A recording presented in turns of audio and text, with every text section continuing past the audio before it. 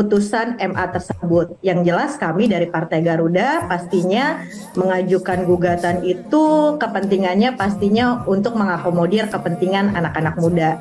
Omong kosong politik soal peran anak muda dan bisa atau tidaknya putusan ini dipakai kan adalah pengulangan kisah yang sama dengan putusan 90. Istilah yang sama itu dikeluarkan lagi bahwa ini peduli anak muda dan segala macam. Ini bukan peduli anak muda. Ini bicara anak muda yang ada di ruang dinasti yang diistimewakan. Padahal putusan MK ini janggal sekali. Jadi sebenarnya aroma ini sudah bisa dibaca. Tinggal kemudian teman-teman partai politik memberikan bumbu-bumbu pembenaran bahwa ini untuk anak muda, tidak ada diskriminasi, tidak. Madu, salah satu obat paling mujarab, insya Allah. Sedia madu ternak dan madu hutan.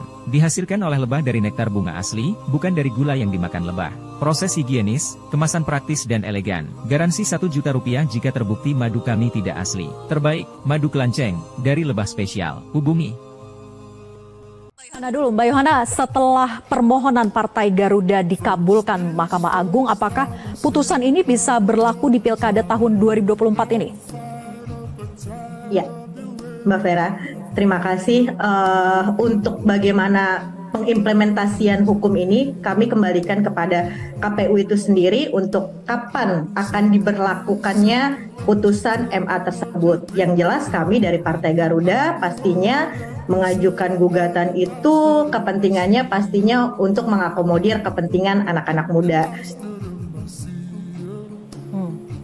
Garuda mayoritasnya, pengurusnya, kadernya adalah sebagian besarnya anak-anak muda. Oleh sebab itu kami sebagai penyambung lidah anak-anak muda, kami ingin bagaimana anak-anak muda ini bisa mengambil peran dalam hal-hal strategis. Untuk bagaimana berlaku surut atau tidak, seperti saya sampaikan tadi, untuk diberlakukannya putusan tersebut itu jelas bukan bukan kapasitas kami sebagai Partai Garuda untuk memerintahkan bahwa putusan tersebut harus diberlakukan segera atau kapan. Pastinya nanti KPU akan berkoordinasi dengan MA kapan putusan itu harus diimplementasikan, begitu. Kalau harapan dari Partai Garuda sendiri, tentu kita pengennya sesegera mungkin, karena tujuannya kita membuat gugatan tersebut, apalagi hari ini momentumnya pas juga dengan pilkada. Tentunya kami tidak ingin anak-anak muda ini tidak ingin kehilangan momen itu, gitu Mbak Vera. Oke, jadi harapannya begitu Bang Ferry. Jadi bisa tidak untuk berlaku pada 2024 ini? Ya, omong kosong politik soal peran anak muda dan bisa atau tidaknya putusan ini dipakai kan adalah pengulangan kisah yang sama dengan putusan 90. Teman-teman partai yang mengajukan pengujian, termasuk teman-teman Partai Garuda ya, akan selalu membicarakan bahwa ini untuk anak muda, seluruh anak muda Indonesia. Faktanya di putusan 90 hanya satu anak muda yang pakai itu, yaitu anak presiden. Kali ini di putusan Mahkamah Agung nomor 23 PHUM 2024, istilah yang sama itu dikeluarkan lagi bahwa ini peduli anak muda dan segala macam. Ini bukan peduli anak muda, ini bicara anak muda yang ada di ruang dinasti yang diistimewakan. Dan saya yakin kalau bicara motif dan modus yang terjadi di putusan 90 di Mahkamah Konstitusi, modus dan motif yang sama juga akan terjadi di putusan 23 ini. Bahwa ini akan dipakai langsung dengan menyatakan bahwa putusan ini final and binding. Sehingga itu sebabnya dia akan digunakan untuk pilkada November nanti. Kenapa putusan ini juga katakanlah ya dipindah ruangnya dari MK ke MA, padahal putusan MK ini janggal sekali. Satu, putusan ini bicara sesuatu yang tidak masuk akal dalam teori uji materi peraturan di bawah undang-undang terhadap undang-undang.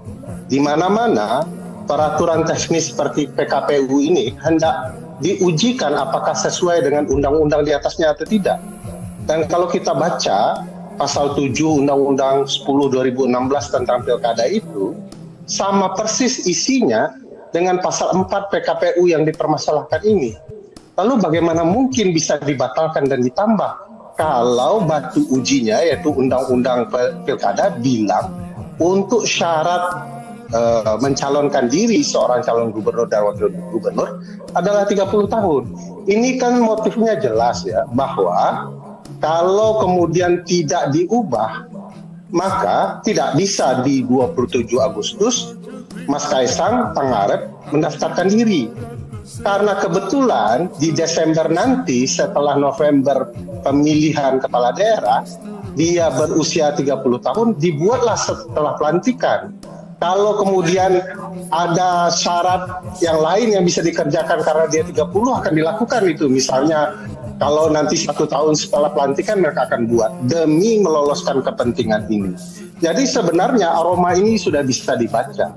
Tinggal kemudian teman-teman partai politik memberikan bumbu-bumbu pembenaran bahwa ini untuk anak muda, tidak ada diskriminasi, tidak ada pengistimewaan.